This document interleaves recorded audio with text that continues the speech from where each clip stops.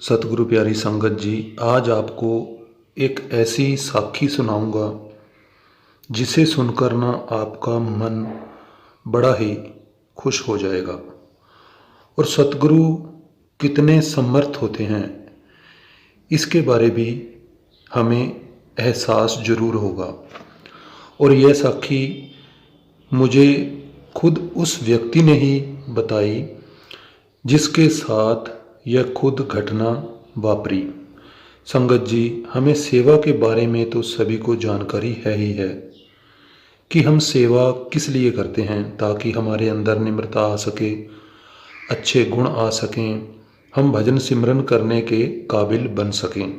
बातों बातों में ही जब मैं किसी व्यक्ति के पास बैठा हुआ था, वो दुकानदार है, और बैठे बैठे जैसे ही बातें चली तो सेवा की जब बात चली कि सेवा करनी चाहिए, जाना चाहिए सेवा करने के लिए, जब हम इस विषय में बातें कर रहे थे तो उसने मुस्कुराते हुए बड़ी ही खुशी से अपने साथ हुई घटना बयान की।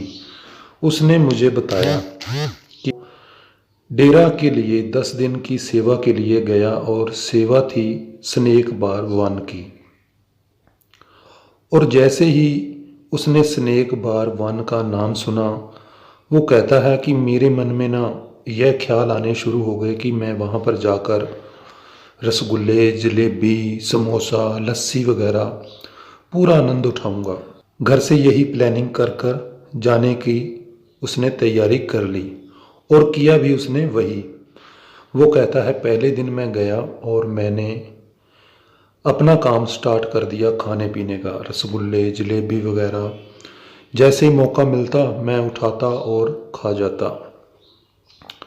इसी तरह मैंने पूरा आनंद लिया पहले दिन। और कहता है जैसे ही दूसरा दिन शुरू हुआ फिर मैंने वही काम करना शुरू कर दिया, सेवा भी कर बीच बीच में से ऐसे गप्पे लगाने लग जाता, कुछ ना कुछ खाता पीता रहता।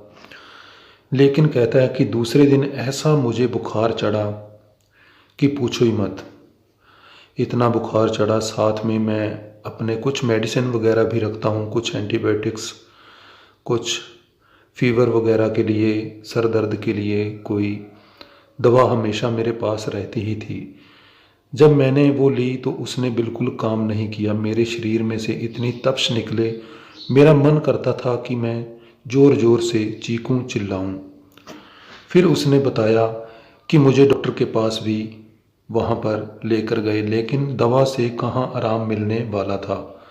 यह तो कुछ और ही बात हो चुकी थी मेरे साथ। मैंने मन ही मन में यह विचार किया कि मैं तो अच्छे काम के लिए आया था, सेवा करने के लिए, लेकिन मेरे मन में यह विचार नहीं आया कि मैं यहाँ पर सेवा करने आया था, लेकिन मैं तो खूब मिठाई वगैरह अपना पूरा आनंद उठा रहा हूँ, मैं तो सेवा कर ही नहीं रहा। तो उसके बाद जब कहता है कि मेरे मन में दूसरे दिन देर रात के जब बहुत ज़्यादा बुखार हो चुका था तो मेरे मन में विचार आया कि क्यों ना मैं बाबा जी से माफ़ी मांगूं। कहता है कि मुझे एहसास हुआ कि मैं सेवा करने आया था, लेकिन मैं तो कुछ और काम ही कर रहा था। मैं तो डेरा का सामान चोरी से खा रहा था। उसने बताया कि मैंने हाथ जोड़कर विनती की, बाबा जी मुझसे गलती हो गई, मुझे जितना भी एहसास है, जितना मैंने खाया है, मैं उसके कूपन लेकर उसे खुद ही फाड़ दूंगा। मुझसे गलती हो गई बाबा जी, मुझे माफ़ कर दो। इतना कहना था। वो खुद कहता है कि मेरा, सच कहूँ, मेरा बुखार उतरना शुरू हो गया। यह एक मेरे लिए चमत्कार था। और जब मैं बड़े आराम से सो गया तो रात को मुझे बाबा जी की आवाज़ सुनती है। सत्संग बाबा जी कर रहे हैं, लेकिन बाबा जी खुद दिखाई नहीं दे रहे, उनकी आवाज़ आ रही है। और सबसे बड़ी बात, वो मुझे सत्संग में सेवा का महत्व ही समझा रहे थे। बाबा जी कहते हैं कि बेटा, मालिक और गुरु कभी किसी का बुरा नहीं चाहते। कुल मालिक हमेशा यही चाहता है कि मेरे बच्चे हमेशा खुश रहें, उनके ऊपर कोई कष्ट संकट ना आए। जिसलिए मालिक ने बहुत सारे बहाने बनाए हुए हैं। सेवा करने को दी जाती है, भजन सिमरन करने को दिया जाता है, सत्संग सुनने को दी जाती है, ताकि कर्मों का बोझ कुछ हल्का हो सके। लेकिन सबसे ज़्यादा कर्मों का बोझ तो भजन सिमरन से ही हल्का होता है। और सेवा जब हम करते हैं, अगर हम सेवा ईमानदारी से करते हैं तो मालिक बहुत दया मेहर करता है।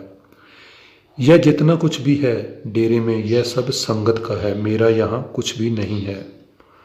जो आएगा आ चुका है, यह सब संगत का है और संगत में ही बांट दिया जाता है।